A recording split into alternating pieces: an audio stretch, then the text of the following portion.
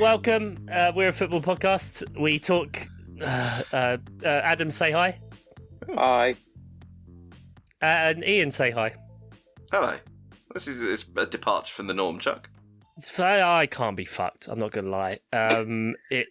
This week has been a burden. There's been lots of happenings, chaos in the football world, depression. Threats of relegation. I just can't deal with it anymore. Why Gary Lineker? Why did they hurt Gary Lineker? So,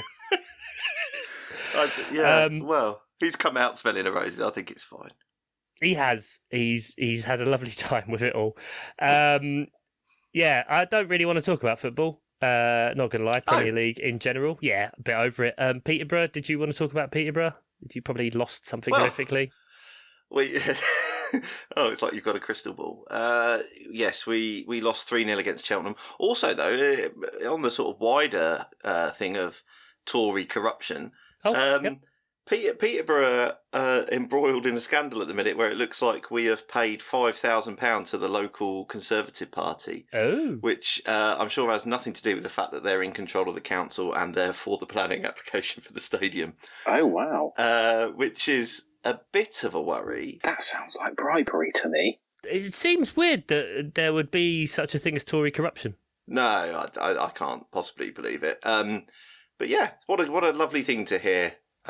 9 months after you've invested 4 figures in the club. Oh God, I forgot about the posh coin. Oh, you are a victim in this. Yeah. Technically, well, inadvertently, you might have donated to the Tory party. That's what I'm worried about. Oh God. That's what I'm worried about. This is what you get for taking your money out of asbestos futures, mate. You've really fucked it. Well, I should have had my money in asbestos past. Yeah, and there we go, ladies and gentlemen. Ian Stimpson, the secret Tory donor. We knew it all along. I didn't want it to be like this. Football, yeah, when it all comes out in the wash eventually. Adam, you haven't inadvertently given any money to the Tory party, have you? No, just deliberately. Oh, I donate all my money to the Tory party on purpose. Yeah, well, you will be after tomorrow's budget, so don't worry. Topical. You fucked it. Well then, I'm going to talk about news in our famous segment, Rapid Fire News, which is effectively going to take up our whole podcast. Today, Brentford have announced in a wonderful post that a man who abused Ivan Toney on social media has been banned from every stadium in the country in a landmark ruling. Antonio O'Neill, we mentioned him before. Antonio O'Neill, remember the name? Just in case you want any more details, Antonio O'Neill, 24, of Robert Street, Blythe.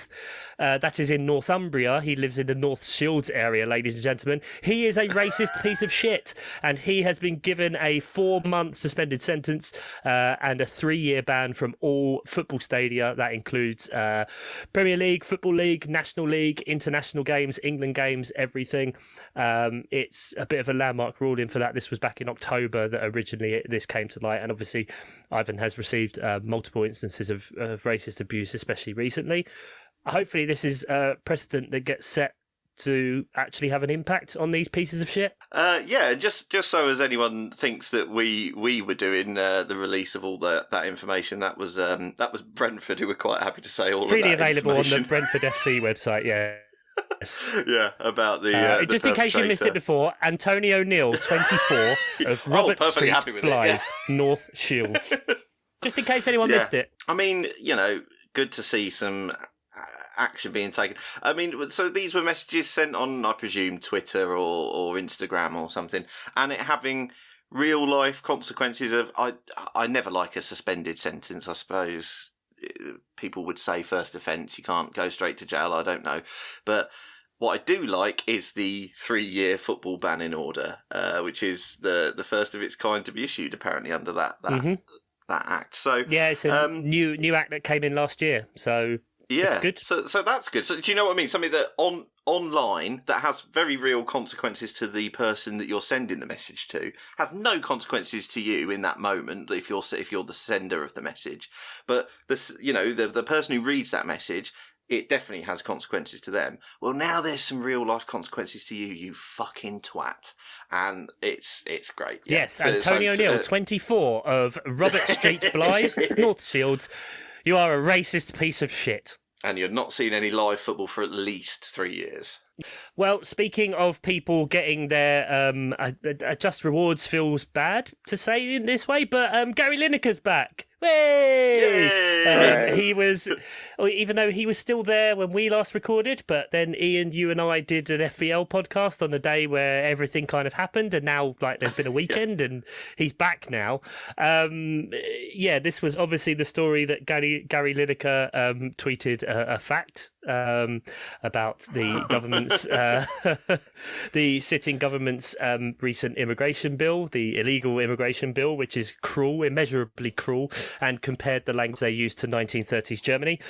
In true style to buck against that, the Tory party decided to censor the national media and make him come off the air through political pressure, as well as 26 MPs and Lords writing letters that he should be suspended. Obviously, that didn't work and was a fucking stupid idea, because once again, the government tries to take on football, see also Marcus Rashford, and loses and comes out of a political nightmare. So Gary Lineker was taken off, forced basically to step down. Ian Wright then pulled out. Alan Shearer then pulled out. Mark Chapman said he wasn't getting involved. Micah Richards, Alex Scott, Sue Cook, they all pulled out. And what that meant was that BBC Sport, for any one of our international listeners, could not put on any programming that weekend. Their radio shows, Match of the Day, which has been running for 60-something years, went rather than an hour and a half show, was then a 20-minute show which just showed highlights, where they couldn't have any pundits because no one turned up. They couldn't have any commentators because no one turned up, and they didn't have the rights to be able to show to attach their own radio world feeds to it.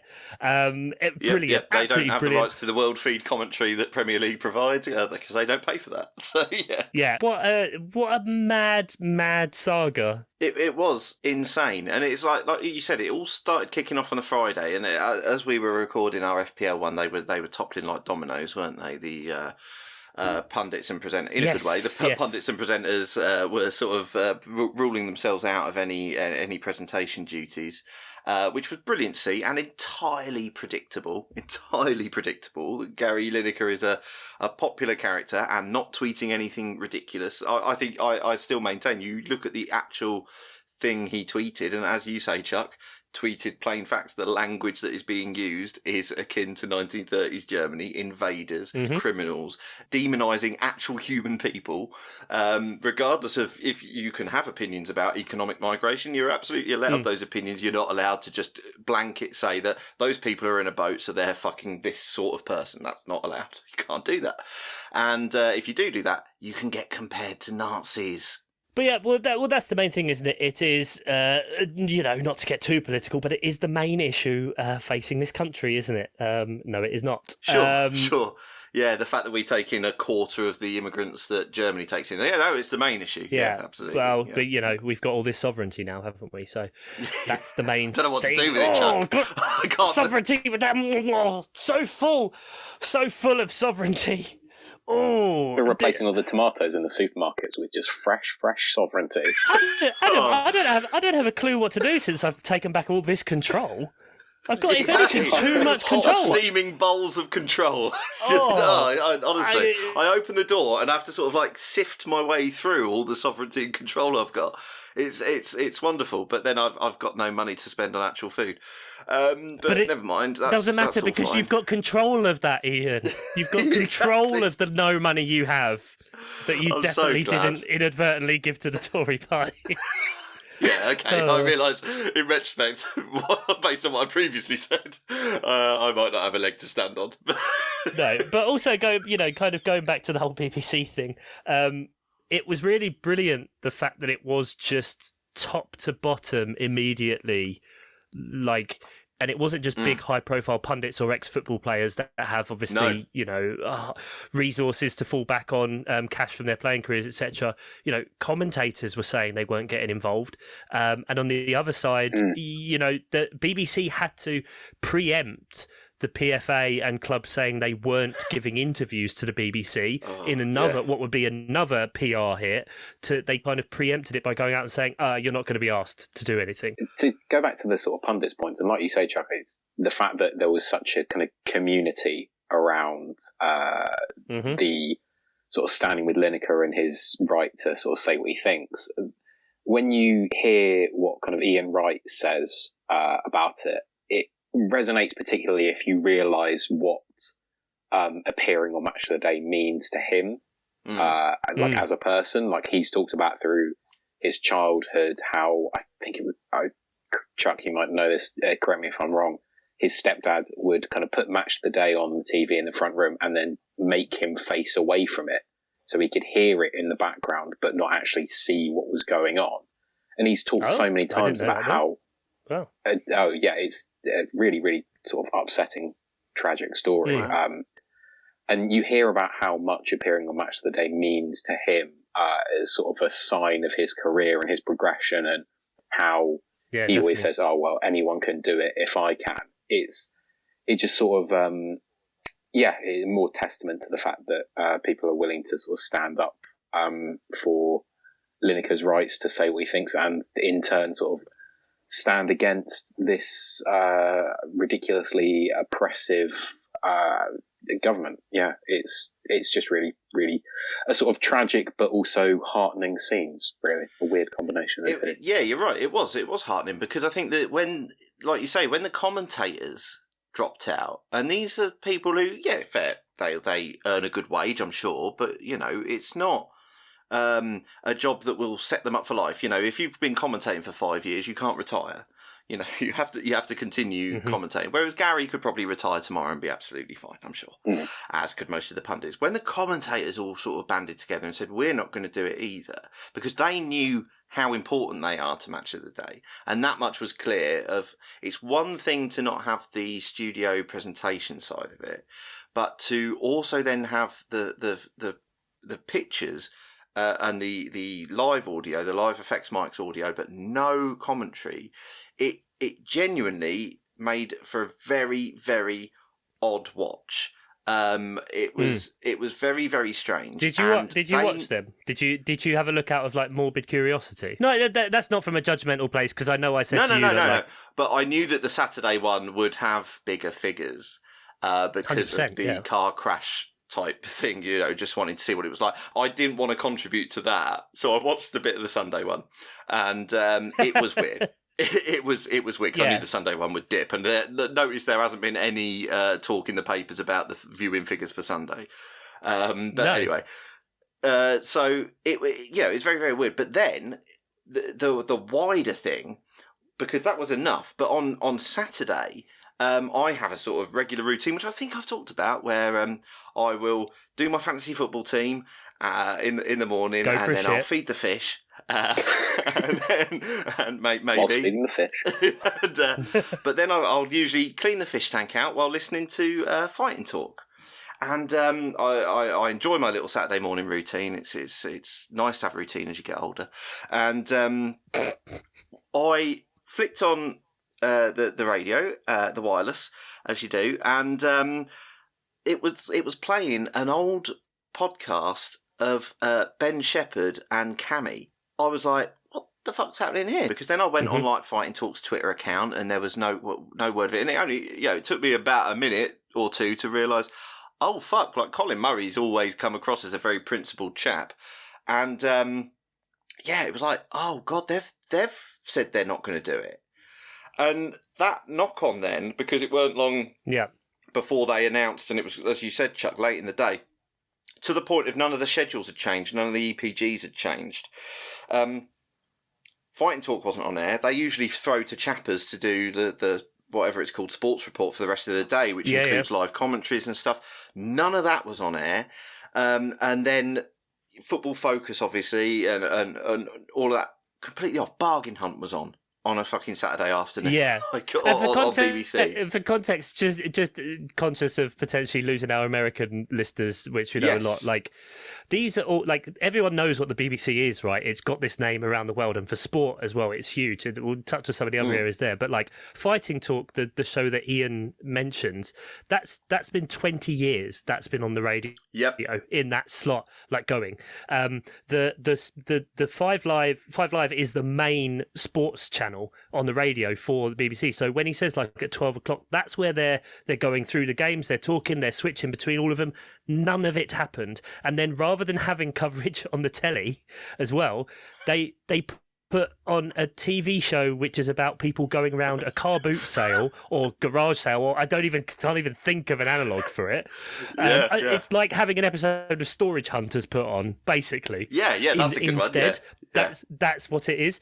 And it's kind of why this has resonated so massively, because all of these things are huge institutions at all kinds of levels that just didn't happen.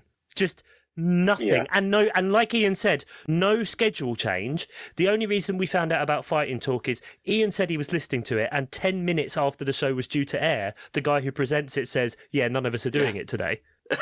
That was I can't help but think that that's like was designed for maximum impact, you know. And like I say, they put on an old football podcast that was knocking around the BBC Sounds thing. It wasn't even like, you know, they might have done a replay of last week's 606. It weren't even topical. Like they clearly just went, oh shit, we just got to find something, you know, and chuck it out. And you're right, Chuck. Like, people, and I do, build their days around how they're going to consume their football coverage. In the preparation for all of us going out and supporting our local teams.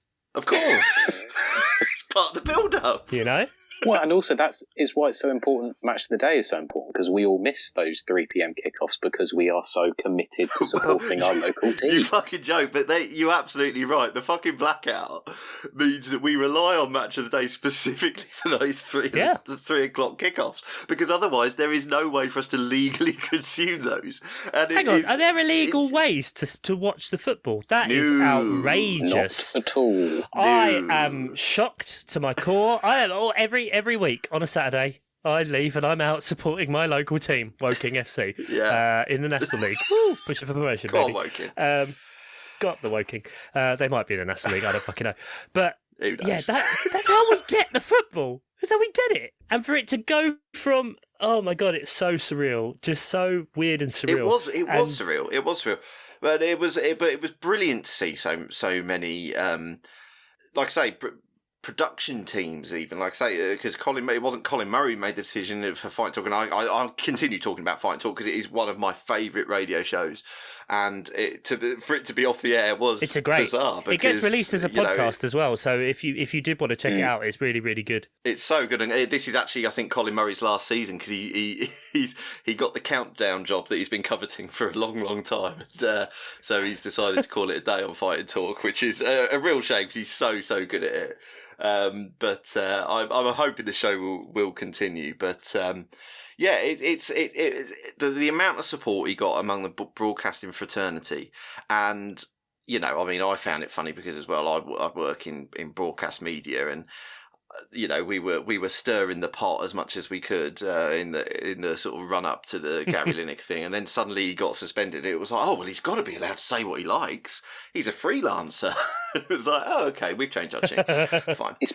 Especially when you consider, and obviously I think we're all used to the government being horrendous hypocrites, but when you look at the is it the chairman of the BBC? Is currently under investigation for arranging an £800,000 loan for Boris Johnson, and has previously donated to the Conservative Party. So got something in common with him. £400,000. As many as £400,000. Not quite Stimson levels. You know, Stimson's not quite up to that level. Sorry, but come on, let's lay off the Tory donors. Come on, they're good people. Give that posh coin time to mature. You know. Oh man. I'm just saying, there's two sides. So yeah, absolute chaos. I mean, what's kind of also then forced the BBC's hand a bit is the live coverage they're due to have. You know, this is FA Cup week, and also at the weekend they were due to have Women's Super League games live, which are shown each week. And so you mentioned kind of before about obviously the pundits and the commentators and stuff. The women's game, everyone involved in that has had to sacrifice and push and force so much to get that into the public eye. And for there to be enough of a united front that you've got people like Kelly Summers, I believe she was due to present Football Focus, Alex Scott and others that were due to be pundits and the studio teams for that live game. That's a very good point, actually. People shows a huge showing of solidarity. BBC ended up only starting the coverage 5 minutes before the game. And so it just completely wrecked it because they couldn't do anything. And now this week, funnily enough, they reinstate them because they've got lots of FA Cup games. And if to not have the stuff for there would just make it even worse for them. It's and I think it's a really good point you raised there, Chuck, because let's be honest, the men's Premier League game, it can sort of get away with missing one weekend of coverage. We probably, I assume, all watch the highlights of the games on YouTube, but women's football is still in such an important phase of its growth where showing live games on the BBC is a huge deal. Massive, yeah. So missing out on that it has a really sort of big impact on sustaining the kind of amazing momentum that we've seen over the past couple of years. So, that's a really good point, Chuck. So fair play to Kelly Summers and people like that, because that's it wouldn't have been out of the realms of possibility for someone like Kelly Summers, who does a lot of work for IMG and who are the Premier League production company and all that. She's in this. She's a name, but she's in the sort of periphery, if you like, of TV presenting circles. It wouldn't have been beyond the realms of possibility for the BBC to give her a call and say, do you want to crack at the big job?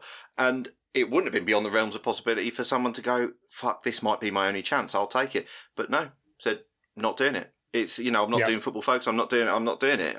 It shows moral character in the face of, a genuine career opportunity, because if you take the job and nail it, some people will go, fucking hell, she was good, And it's hard to say no to stuff like that when you're given a chance at doing something a touch bigger than you might have been doing before. So fair play to all of them who put their principles above potential personal gain. That's something that the government just wouldn't possibly understand, I don't think, No. Definitely not, and it's a beautiful showing of solidarity that is also consistent with many other industries across this nation that are joining together for strike action and such, including just this week, sorry to date it, Ian, but although this could be every week at the moment, junior doctors, the civil service, and train staff. So, but apparently they're all doing it to inconvenience the ordinary working people, even though they are the ordinary working people. Do you enjoy your holiday pay and your sick pay and everything? Yeah, do you wonder how you got that? Just a thought. Speaking of absolutely ridiculous fucking organisations, FIFA have come out today and decided that what we all need, everyone, all you out there, all you young'uns with your Twitters and your TikToks and all of that, you need more fucking football. That's right. They've established multiple new competitions and new structures to existing competitions. We all knew that they were extending the World Cup from 32 to 48 teams, saying the whole time, no, we'll change it so there won't be any extra games. It's fine. Yep, they fucking lied. There's extra games now, quite a lot of them, as well as 4-team group stages, 8 the 8 best third place teams. Excellent. So I mean, I could go on another rant, but is this what we want? Is this what we want just on this one thing? Do we need more? I mean, the World Cup has always been of dubious quality. You've had the odd good one, but generally, if we're honest and we watch a lot of the games, a lot of them are often pretty poor quality. So to put an extra 40 games in the mix, and extend it to 39 days, or 38 or whatever, it seems, come on, we know what FIFA's driven by. It's greed and money and no care about quality of football or they'll do the thing, won't they, of saying it gives more countries a chance and stuff, but it's all just lip service, isn't it? They don't care about they don't care about any of it. And unless you watch that film that came out about about the formation of FIFA that was paid for by FIFA. And then if you watch that film, then you'll have a very different idea. I believe it was actually the Public Investment Fund of FIFA. Of course. It's very different. Two entirely separate entities. Yeah, if you believe that, then no one was playing football in any way, shape or form in any country until they created it and spread it throughout the land and said, We'll never do anything that would require your countries to bend over backwards and change their laws so as we can rinse all your money. What a horrible organisation that is in charge of the game. What a horrible government is in charge of our country. Why is everything so shit, guys? Why? Let's not put at those threads. But yeah, so that's quite bad, isn't it? World Cup. Well, it's not going to be good. It's not going to be talk better. About them being as well being in horrific nations, being paid with by bungs. Also, obviously now with the World Cup being expanded, they're going to have to do more tournament hosting like they're doing in the one that's being held across America, Canada and Mexico. So there's going to be increased travel. Obviously, they haven't thought about that in terms of the effect that's going to have on people's ability to go to multiple games. They haven't thought about the effect it's going to have on the players in terms of workload and obviously the stress that travel puts on their bodies and how it separates them from their families. Like you say, it's almost as if they haven't put much thought into the actual ramifications of this idea and have instead just thought about the money. They don't give a shit. And I mean, you talk about the multi-country model, and that's exactly right, Adam. We've got USA, Canada, Mexico, 2026. The 2030 confirmed bids. We've got a Uruguay, Argentina, Paraguay, and Chile in South America. Spain, Portugal, and Morocco, who I believe there's also been talk of them potentially adding Ukraine into that bid. I'm not entirely sure. Okay. And one which is geographically, that's interesting. Very interesting. And another which is Egypt, Greece and Saudi Arabia. So I wonder which of the three will definitely be approved. Call me cynical. I know. But maybe the country where they host the pointless Club World Cup every year. Speaking of pointless Club World Cup, hey, they're still doing that. But not only are they doing the annual competition, every 4 years they're going to do a Club World Cup in the summer for 32 teams. That's right, in the off year between the Euros and the World Cup. So the first one will be coming in 2025. There will be a 32 club competition. It will be made up of, I believe it's 16 clubs from Europe, 16 clubs from the rest of the world, 4 of the slots for Europe will be taken up by the last 4 winners of the Champions League. So if you win the Champions League, you automatically get into that competition. So I'm trying to skim read through some of the stuff on Sky. There is a cap of 2 clubs per country will be applied to the access list, with an exception in case more than 2 clubs from the same country win the Confederation's Premier Club competition over the 4-year period. It means that 3 out of 4 summers, players in Europe, it's like top teams, will not get a summer off.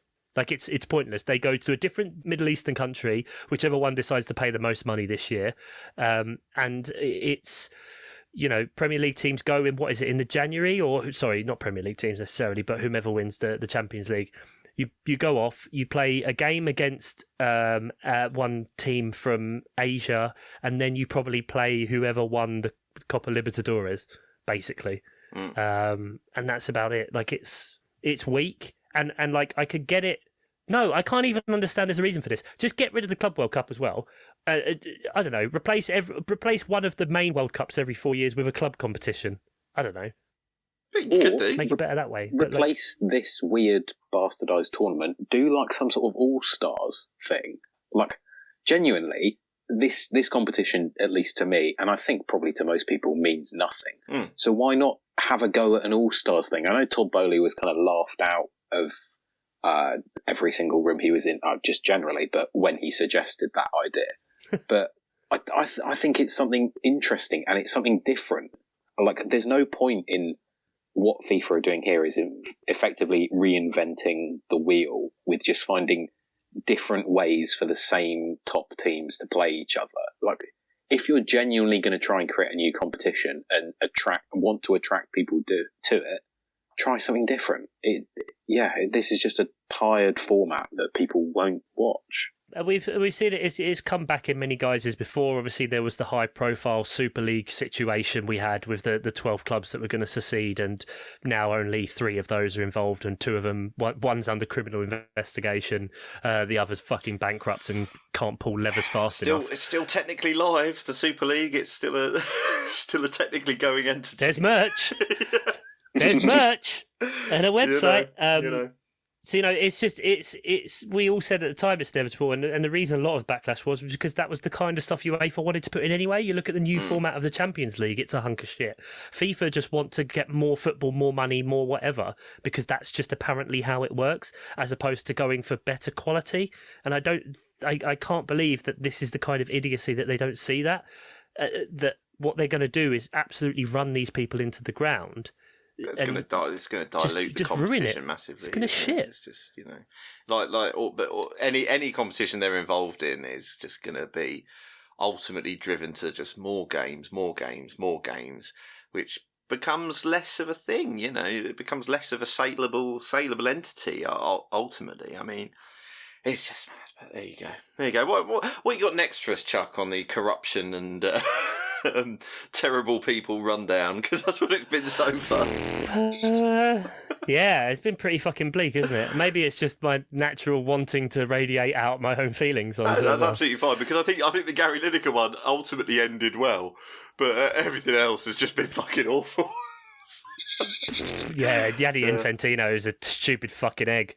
We're going to have to see more of him, aren't we? Yeah. Remember when he said Remember when he sat there and said, "Today I feel gay. Today I am Qatari. Today I am whatever other fucking thing he says. Worker. Every day you're a fucking idiot. Every single day. I know what it's like to be prejudiced against. I had red hair at school. You fucking cretin." Yes, he said that, didn't he? Oh my goodness, yeah. Okay. Yeah. We shall not forget. Yeah, that was the day before the World Cup started, wasn't it? Something like that. Oh, yeah. After saying, do you remember how he said that no one should be doing political messages, and then he came out with this massive long political speech that made fuck all sense, because today he is gay.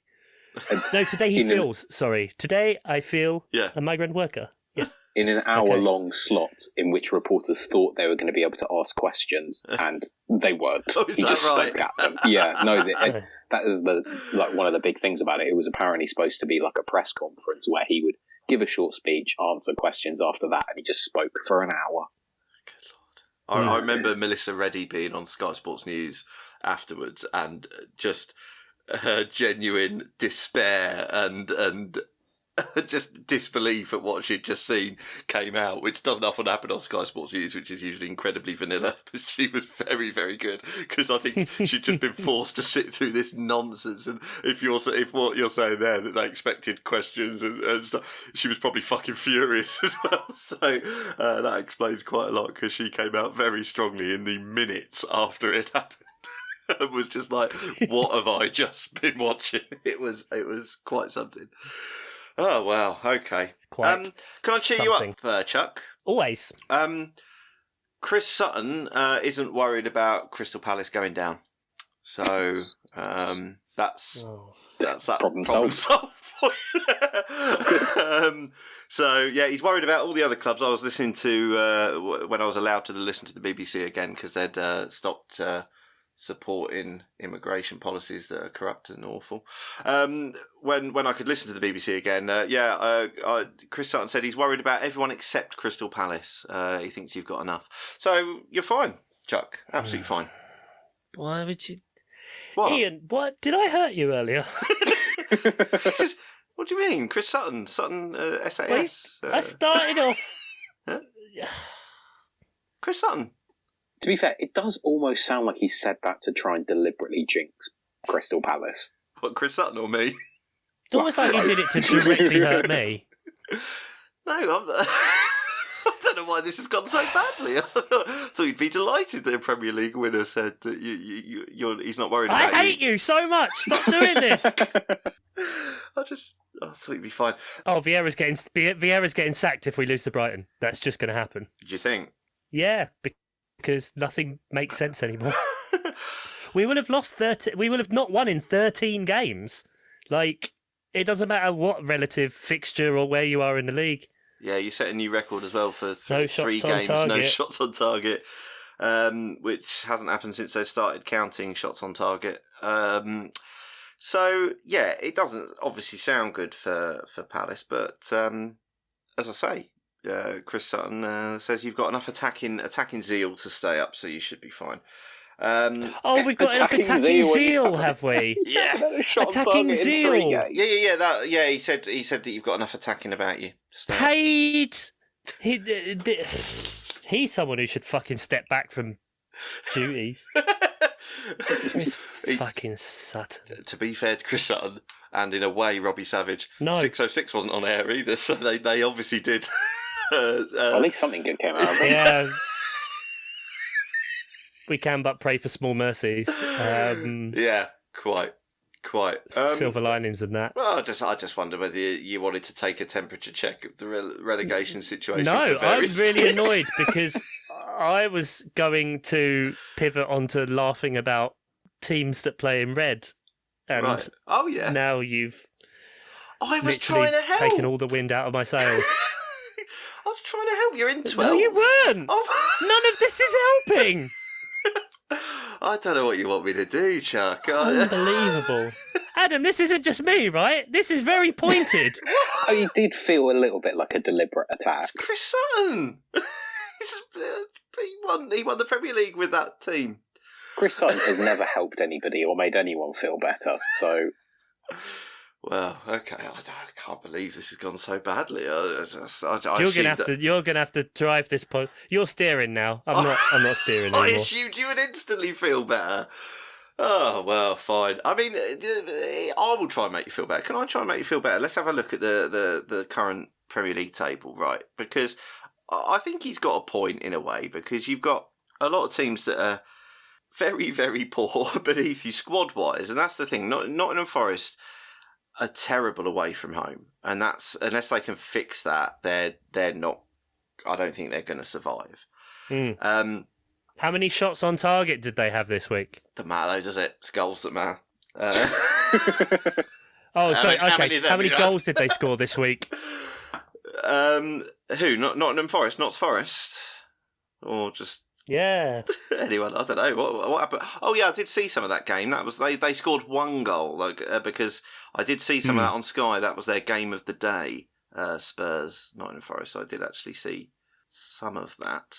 I don't know what Spurs are. I don't know what Nottingham Forest are. I've clearly lost you, Chuck, with my attempted Crystal Palace love. So did you want to talk about the game that we were allowed to watch, which was Bournemouth-Liverpool? Did you want to talk about that at all? I only wanted to laugh at Liverpool and give ourselves a pat on the back for saying how much of a false dawn Liverpool are consistently being. We've come out of that quite well. And I was a little bit worried with the 7-0, but we've come out of that quite well. We managed to ride that wave of Liverpool temporarily not being shit, or rather Manchester United being so shit that it offset Liverpool's badness.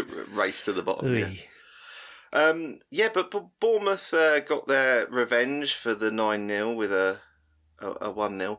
That's apparently how that works. Same number of points. Exactly. Speaking of same number of points, Bournemouth are on the same number of points as Leicester. Like, when did that happen? And don't say this weekend. Feels like the factual answer. Last weekend. Yeah, technically correct, but it feels like... Is this the first question of the quiz? I'm going to need a pun. One this week. Well, Bournemouth were doing really well and were high up the table and then just plummeted, didn't they? Were they? Were they? Yeah, I was going to say, don't ever remember that. They had a bit of a resurgence when, obviously, like with the new manager bounce that lasted for a little bit, and then their form dipped. But I do think they're at least now looking like they have a bit more of a play style about them. Like I thought against Liverpool, I thought they were quite good, albeit Liverpool probably could have been a goal or two up by the time, or before rather, they eventually conceded. Bournemouth created chances, and I thought Philip Billing and Solanke both looked pretty decent. They look like kind of quite capable mid-table Premier League players, which is really valuable to a side that's struggling at the bottom. I think they're looking much better now. And it's kind of thrown the relegation race wide open for me. It helps that they got their Russian oligarch owner didn't own the club anymore, because he definitely didn't have seized assets when they couldn't spend any money anymore. Sure. And then they've been bought out by a massive American consortium, which includes, I believe, Michael B. Jordan now is a majority owner of Bournemouth in some way. So they spent a load of money and signed some good players.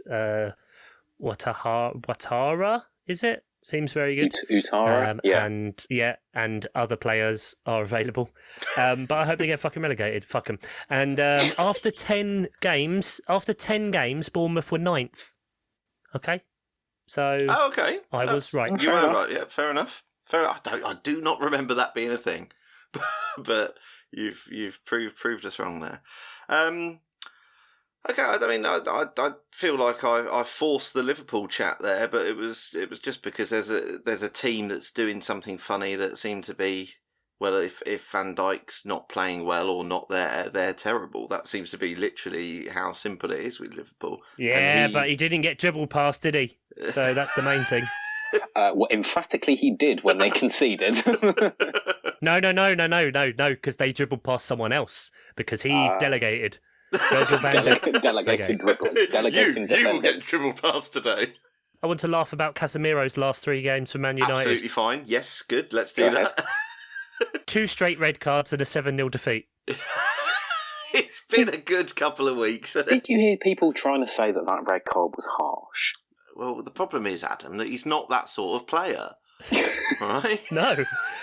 Remember, Will Hughes thrust his neck into Casemiro's hands. I knew you'd bring that. He didn't deserve it. Oh, he's just not that sort of player. Yeah, no, absolutely insane to argue with that red card. I do not 4 understand. match ban. La la la la la la. 4 matches. Yeah, for his 2nd straight red. And if anyone was interested, he's already matched Granit Xhaka's worst disciplinary season in the Premier League. Oh wow, that's quite something. The stats that matter, as you can imagine. Arsenal Twitter had a little bit of a bugbear about this thing, so it was straight away everything comparing sort of any bad tackle that is made to Granit Xhaka. So people were quite happy about that. But I mean, we might have to reinstate. I mean, I know they didn't lose, but I mean, a draw to Southampton might as well be. So I think you might have to reinstate the 6 Hague or wherever we were up to at some point, because they do seem to be losing it a little bit. He was 4 Hague, I believe, after the Liverpool he's nearly defeat. gone then. So I can take this down to 3.5. I don't mind it. Yeah, why not use decimals? Yeah, why not? Right, anything else, or shall we do a quiz? Okay.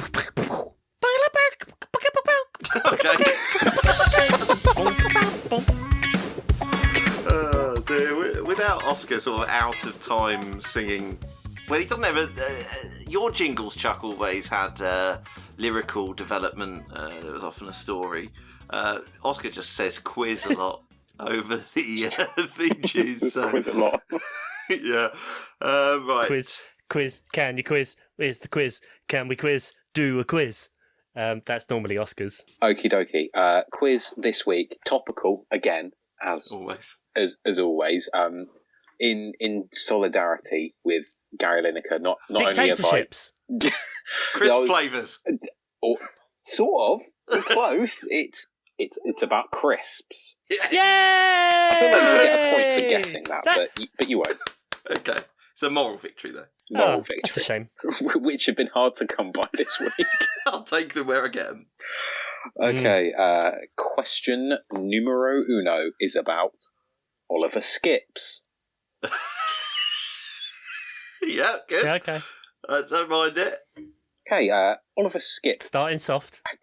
Whoa, easy. How many Premier League appearances has Oliver Skip made for Tottenham Hotspur? Okay, I feel like I've barely seen him. He really feels like one of those players that comes on a lot in the 84th Yeah, minute. does sub appearances count? They must do. Yeah, it's appearances in general. So yeah. Yeah. Okay, I'm going to up what I said then. Okay. It's now going to go into a higher or lower type quiz. So the next question is about Kyle Walker's. Hey, there we go. Nice and simple. Okay. So has Very simple. Kyle Walker Premier League appearances for Spurs higher or lower than Oliver Skip? Okay. Kyle Walker, appearances of his knob in in the Sun newspaper. in public places. Oh, we didn't even mention that. Don't get your dick out in public. Ian. Okay. I did feel pointed, yeah. I've told you once. This is a public service announcement from Miles Offside Podcast. Please don't get your penis out in public. Told you before, you are not the boss of me. Okay, question 3 is about Tyrell Malacia. Plays for Man United. I like that one. Very Route 1. No, you always like the sort of slightly more out there ones. For anyone not of the UK, Tyrrell's is a crisp brand. For anyone not from the UK, these are really funny. So far, Adam, you've pluralised 2 players' names and just said another player's name. Efficient. So, okay. He likes his puns to be efficient. So this season, Kyle Walker has made 17 Premier League appearances. Tyrell Malacia, higher or lower? Okay. Ready for question 4? Tyrrell's crisps. I really like Tyrrell's crisps. Anyway, question 4. I like Tyrrell's You ain't crisps. going to get any sponsorship, mate. We can help you out with some knob clippers, but... Can we try it? Because Tyrrell's crisps are made in Herefordshire on the same farm with the potatoes that is also used to make Chase vodka. So Okay, how do you know so much about... A weird amount of research on this. Yeah. Question 4 is about Pom Bernardo Silva. Oh my god. Here we are. Chuck's applauding. Better. I just want a bit of fucking effort. This is how much I've been worn down by just pluralisation previously. Yeah, no, that's good, yeah. Pop in a Pom Bear. Love a Pom Bear. I could not tell how Chuck was going to react to that, but there you go. I know. It really worries you, doesn't it? You don't know how it's going to go. So, Tyrell Malacia has made 24 fouls in the Premier League this season. Bernardo Silva, higher or lower? Okay, question 5 is about Yannick Nack Vestergaard. Yannick Nack. Yannick Nack. See, you Yannick Nack Vestergaard. I didn't say exactly. it very well. No, I like the hidden pun. I like having to work for my puns. The best jokes are the ones that you have to explain. Because at first, I had no idea. And then I was like, he's emphasised knack there, and then I realised, Unbelievable how you didn't pick that up. That's poor. Question 5 is about Yannick Nack Vestergaard. Scans quite well. I quite like it. It does. Write it down, and you'll laugh again. So, in total in the Premier League, Bernardo Silva has made 132 fouls. Yannick Vestergaard, higher or lower? I think it's fair to say people get at Southampton's defence a lot. He plays for Leicester. No, he used to play for Southampton. He's made no appearance. He's made no appearances for Leicester. So yes, as much as you are correct, there is no one listening to this podcast right now that associates Yannick Vestergaard with Leicester. That's just a fact. Yannick Nack Vestergaard. Okay. Question 6. Moises McCoy-Sado. Moises. You know how I said that I'm having internet issues and so my feed's on a bit of a delay, so I wasn't going to, not going to say much because my silences would make it seem even more like I was unhappy with the puns that you're doing? No. Oh dear. I realised doing a Brighton player probably wasn't the best idea. Surely it's McCoy's. McCoy's? Even that's better than McCoy say. Oh, yeah, anyway. Debatable. Anyway, so Let's have a referendum. so Moises Caicedo, higher or lower all-time Premier League fouls than Yannick Vestergaard? I feel like I'm being led down a garden path here, but anyway. Okay, question 7. Space graders. Who are we talking about? Yeah, I was going to say, I will have to specify. Damari Gray. Space graders. Yeah, okay, every other one is Jesus included. Yeah, we're going to have to just blow past this, Chuck. What's the question? Again, higher or lower all-time Premier League fouls? I'm missing Married at First Sight for this. I'm missing Peterborough beating Burton. Oh, a clothing brand. We fucking smashed Top Man. River Island away next. Question 8 is about Minnie Cheddarson. Okay, I quite like that one. There we go. Has he finally started saving the best till last? I don't know. Question 8. Debatable. Who knows? Let's find out. So, Damari Gray has 192 all-time Premier League appearances. Edison, higher or lower? So I was surprised when I read that Damari Gray had 192 Premier League appearances. A lot, doesn't it? Yeah. It is a lot. So does Edison have more or less, higher or lower than 192? Okie dokie. Question 9. Esri Constamunch. I feel like I've got Stockholm syndrome. I realised as I was writing this down, I've had a question about Esri Concert every week, I think. Have you really? Yeah, there have been a couple, so, actually, yeah. Particular favourite of yours? No, to be honest, I probably haven't even thought about him before I started writing this quiz. Weekly. Weekly. He has a very punnable name. Okay. So, Edison has 27 all-time Premier League losses. Wow. Does Esri Konsa have higher or lower? Final question. There's 10. There is 10. I might have had to stretch for number 10 just to satisfy the fact that it was 10. You didn't need, but you know, you should have ended on. To make it number should have 10, ended on Minnie Cheddarson. I should have done. But then Ian. I mean, they're also not crisps, but you know, it's fine. Oh, come on, give him a break. Okay. Question 10 is about Twiglets Ferdinand. I like it. I'm all for it. Oh, thank God. Phew. It is such a stretch. Ian, you need to see someone. Okay. You really need help. As I say, I think the Stockholm Stockholm syndrome syndrome. is set in, yeah. Yeah. So, Les Ferdinand, higher or lower all-time Premier League losses than Esri Konsa? Yeah, of Then course. Esri Konsa. Who else? My number one. Okie dokie then. Let us go through. So, question 1, Oliver Skips. How many Premier League appearances does he have for Tottenham Hotspur? I went 33. I said 35. Ooh. It was 45. Oh, Yeah. And there's Point. a nice bit of symmetry, because he has 45 appearances and 1 goal for Tottenham Hotspur, and he has 45 appearances and 1 goal for Norwich, who he was on loan at. Oh, wow. There we go. Nice bit of symmetry. That is good. Question 2. Kyle Walker. Higher or lower all-time Premier League appearances for Spurs than Oliver Skip? Higher. Higher, surely. It's got to be. Correct. The answer is higher. 183, quite a lot higher. Question 3. Tyrell Malacia. Kyle Walker has 17 Premier League appearances this season. Does Tyrell Malacia have higher or lower? Lower.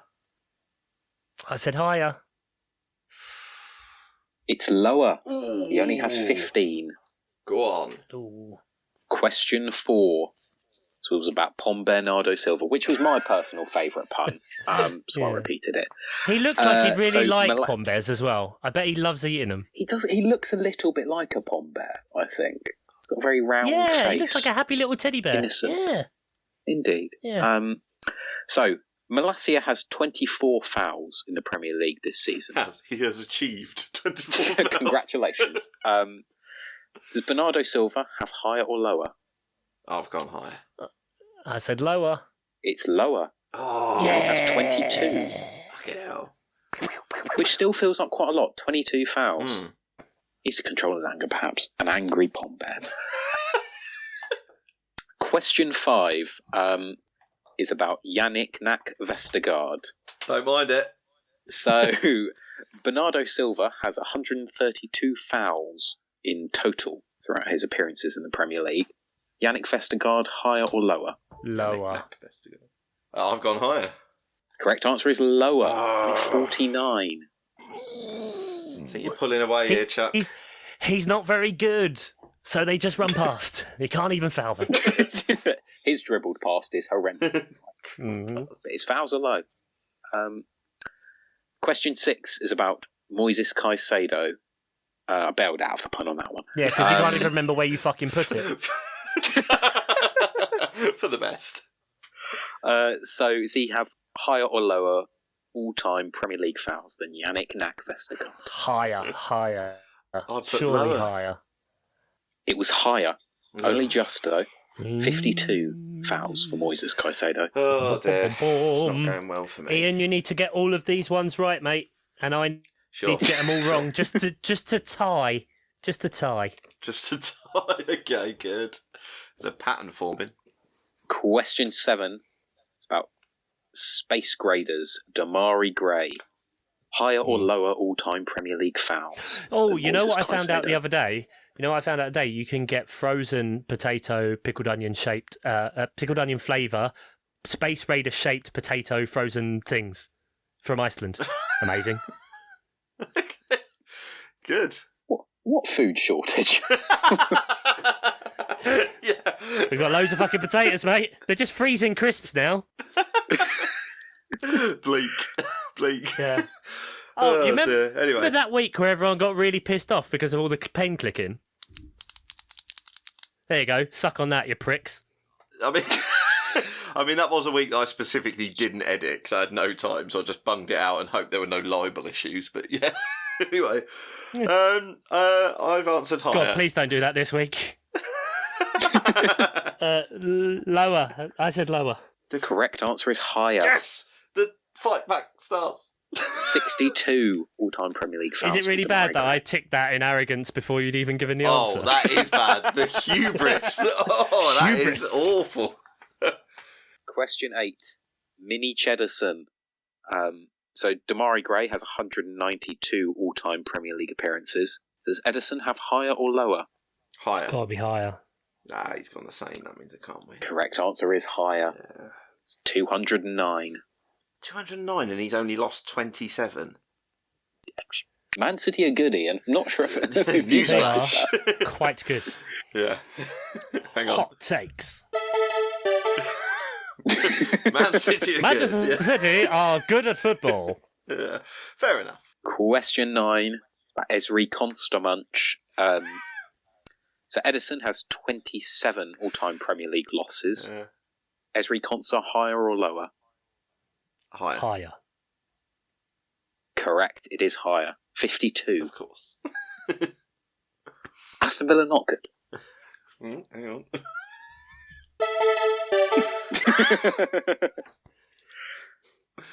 And final question number 10. Twiglets Ferdinand. Higher or Jesus lower Christ. all-time Premier League losses than Esri Konsa? Higher. I just want higher. the sheer number of games played. Both correct, it is higher. Do you want to fathom a guess at how many losses, Oh, roughly? 98. that's a lot. I'll go 99. It's 119. So in a way, I win. Oh, point to Ian. Point to Ian. There you But in go. another, more important way, you lose. Oh, Ian. yeah, okay, fine. I'll play stupid music. In a real, more accurate way, Chuck wins. Can you press the newsflash button for that, please? Oh, but see, hang on, I've got to stop your thing. Then I've got to do Or can you not that. just play it? I lose. Thank you. We can always do that for the lack of newsworthy news stories that we do. Hot takes. Yeah. Great. Well then, that's the end of this week's podcast. Hey, Ian, next time we do a podcast, we're all going to be together. Not you, sorry, Adam. Yeah, am I coming, guys? My invite must be lost in the post, but it'll get. You might be able to fit in a suitcase. I don't know if you think. They don't ask you if you've got any humans in your suitcase. They just say, did you pack it yourself? Did anyone give you anything to pack in there? Are there any explosives? All those answers will be no. I'll just have you in my bag. I could say you're my emotional support animal. That's actually probably a goer. You could probably do that. There's been peacocks and all sorts. There's no reason why you can't have some punter. I'm glad that's what you went with. Yeah. Yeah. Jesus Christ. So there is a reduced schedule this week in the Premier League. It is a Friday night deadline, 6:30 p.m. English times. Mark Daffin, specifically you, don't have a nap after work. Nottingham Forest play Newcastle on the Friday night. Then Saturday the 18th, Villa, Bournemouth, Brentford, Leicester, Southampton, Spurs, Wolves, Leeds, Chelsea, Everton. And then, fortunately for me, I guess it's a mop adjacent but current mop derby, Arsenal versus Crystal Palace, and I'll get to watch it live because obviously in the UK that game isn't on telly when it's the only game on Premier League game on Sunday, but we'll get to watch it together and I'll be really happy about the result. Why don't you play the music so I can I'm leave? doing it now. I just didn't know how much you wanted to talk about it, but fine. I don't want to talk about it. To talk about it. Oh, well, there we go. Adam's audio's got at the end, so Ian's just going to switch him off. Thanks for listening. Thanks for enduring that. Thanks for catharting. Big thanks to Chris Sutton, you massive bellend. Say goodbye, Adam P. Goodbye. Say goodbye, Ian. 83 Premier League goals he's got. Bye, Tom Townley. Others are available. Andy Bates, Jeff, Mark. I think the puns were better this week. I think the puns were good. Yeah? I enjoyed them. The best one wasn't a crisp. Which one was the best one? Mini Cheddarson. Oh, right, not Do you not crispy. think mini cheddars are... Well, what is it? crisps? It's not a biscuit. No, they're a biscuit. They're a cheese biscuit. A biscuit? They're not a biscuit. Yeah, That's a they're stretch. cheddars. You know cheddars, the big biscuits that you they're a potentially cheese. also use for cheese on. No, cheddars, because mini cheddars are called mini cheddars because they're mini versions of cheddars, and cheddars are cheese biscuits. What cheddars? Cheddars? I've never heard of such. Larger mini cheddars. That's the reason why they're called mini cheddars. Well, I'm going to have to look into that. Probably need to be a public inquiry. Absolutely fine. Can't be trusting this. I'm fine with it. That's where public resources should be going. Should be going. Yeah. Get Sue Gray out the Labour Party and back on investigating. I'll send you a Get picture in a involved. minute. Okay, if you would.